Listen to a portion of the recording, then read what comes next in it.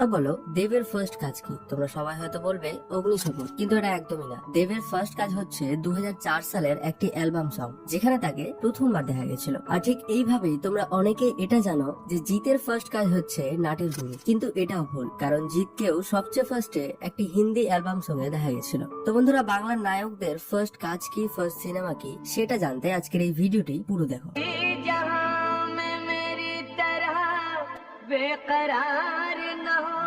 Number 1, Soham Chakraborty. সোহমের first movie হচ্ছে 1988 সালের ছোট্ট বউ, যেখানে তাকে অ্যাজ এ চাইল্ড আর্টিস্ট হিসেবে দেখা গেছিল। আর এখানে তার সাথে রঞ্জিত মল্লিক এবং প্রসেনজিৎ এরাও ছিল। এখানে তার হরলিক্স খাবো কথাটি এখনো অনেক মিমসে ইউজ করা হয়।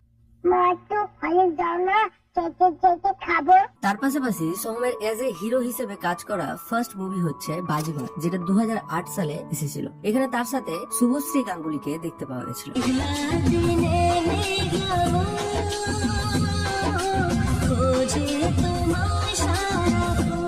নাম্বার 2, জিতের ফার্স্ট মুভি হচ্ছে নাটের গুরু, যেখানে তাকে কোয়েলের সাথে দেখা গেছিল। কিন্তু তার ফার্স্ট কাজ হচ্ছে 1997 সালের একটি অ্যালবাম সং, যেটা ছিল একটি হিন্দি অ্যালবাম সং, যার নাম হচ্ছে বেওয়ফা তেরা মাসুম চেহারা। এখানে জিতকে মেন লিডে দেখা যায়।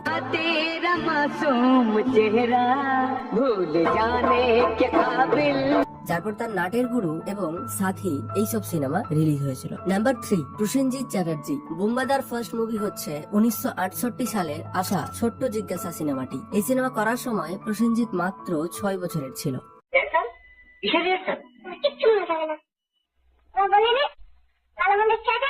আর এনার as a hero first cinema হচ্ছে 1983 সালের দুই পাতা, যেটা বক্স অফিসে পুরোপুরি ভাবে ফ্লপ হয়ে গিয়েছিল। এছাড়াও প্রসেনজিতের ফার্স্ট হিন্দি সিনেমা হচ্ছে আঁধিয়া, যেটা 2003 সালে এসেছিল। এই সিনেমায় তাকে শত্রুঘ্ন সিনহার সাথে দেখতে পাওয়া গেছিল। মামা কি পছন্দ বহুত अच्छी है लेकिन नसीब बहुत बुरा। নাম্বার 4, অঙ্কুশ হাজরা। অঙ্কুশের ফার্স্ট সিনেমা হচ্ছে কেল্লা ফতে, যেটা 2010 সালে এসেছিল।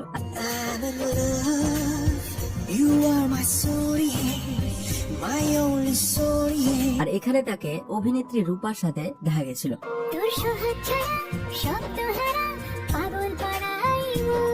নাম্বার 5, দেবের ফার্স্ট মুভি হচ্ছে 2006 সালের একটি সিনেমা অগ্নিশপথ, যেখানে তাকে রচনা ব্যানার্জির সাথে দেখা গেছিল। কিন্তু তার ফার্স্ট কাজ হচ্ছে 2004 সালে আসা একটি অ্যালবাম সং, জয় ভোলেনাথ জয় মহাদেব।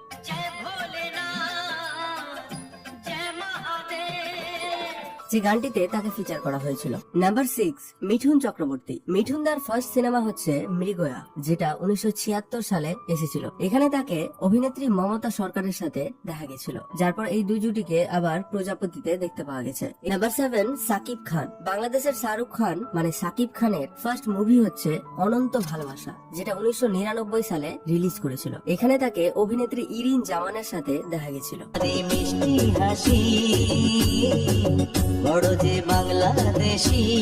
এবং সাকিব খানের করা কলকাতার টলিউডের ফার্স্ট সিনেমা হচ্ছে শিকারি, যেটা 2016 সালে এসেছিল। আর এখানে তাকে শ্রাবন্তীর সাথে দেখা গেছিল।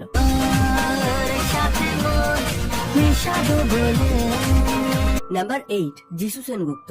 যিশু তার কেরিয়ার একটি সিরিয়াল মহাপ্রভুর মাধ্যমে শুরু করেছিল, যেখানে সে মহাপ্রভু শ্রী চৈতন্যের রোলে অভিনয় করেছিল, যার পর সে প্রিয়জন নামের 1999 সালের একটি সিনেমার মাধ্যমে বাংলা সিনেমায় এন্ট্রি নেয়। নাম্বার 9, তাপস পাল। তাপস পালের ফার্স্ট মুভি হচ্ছে দাদার কীর্তি, যেটা 1980 সালে এসেছিল।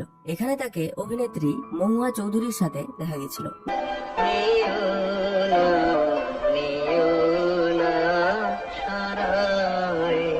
নাম্বার 10, রঞ্জিত মল্লিক। রঞ্জিত মল্লিকের ফার্স্ট মুভি হচ্ছে 1971 আসা ইন্টারভিউ। এই সিনেমার জন্য Ranjit Mallick international best actor অ্যাওয়ার্ডটিও পেয়েছিল।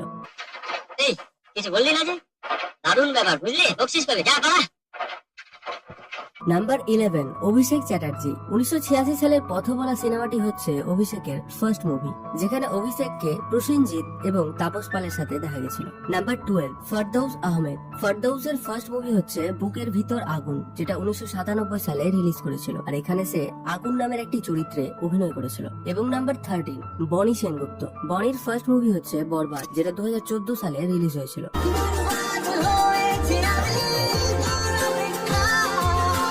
এখানে তাকে ঋত্বিকার সাথে দেখা গেছিল। ভিডিওটি ভালো লাগলে অবশ্যই ভিডিওটিতে একটি লাইক করো, আর চ্যানেলে নতুন হয়ে থাকলে অবশ্যই চ্যানেলটিকে সাবস্ক্রাইব করে রাখো। ধন্যবাদ।